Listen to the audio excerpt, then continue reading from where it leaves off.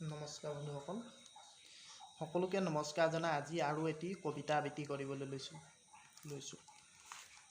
কবিতাটো আপোনালোকে শেষলৈকে শুনি থাকিব।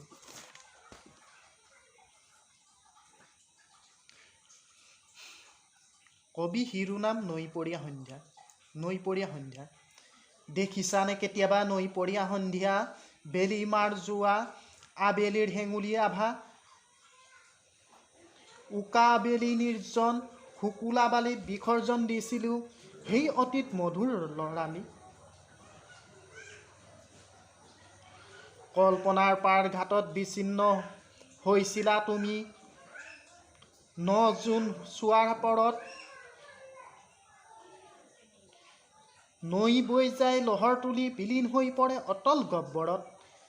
পানীবোৰ ডাৱৰ হয় বাৰিষা হৰে আকৌ বৈ যায় অপেক্ষিত সেই দিনলৈ। বসন্তৰ ন বৰষুণত তুমি হয়তো আহিবা, নাচিম হাঁহিম খেলিম প্ৰাণ পাব শৈশৱ কৈশোৰ। শুকুলা বালিত সাজিম মমতাৰ বালিঘৰ আৰু জীৱনৰ পাৰ কৰিম সন্ধ্যা যৌৱনৰ। চুই চাম তোমাৰ ন যৌৱন, তোমাৰ কোলাত মূৰ থৈ আকাশ চাম তৰাৰ ধেমালি। সিদিনা মৃদু লহৰত কঁপিছিল জোনৰ কিৰণ,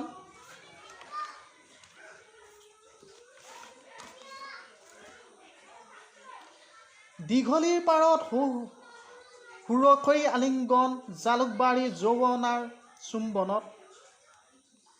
বা ভৰ লুইতৰ অৰ্ধ উন্মুক্ত দেহে কি বুজে সেই মাদকতা নৈপৰীয়া সন্ধ্যাৰ। সেই সোণোৱালী সময়ৰ অস্তিত্ব তুমি জানো পৰা পাহৰিব। আজিও জীপাল শৈশৱ স্মৃতি দুলুংপৰীয়া সন্ধ্যাৰ সেই যে কুল কুল সুৰ ধ্বনি। আবৃত্তিকাৰ শ্ৰী পুলিন চেতিয়া, প্ৰেৰক সৌৰভজ্যোতি চেতিয়া। ধন্যবাদ।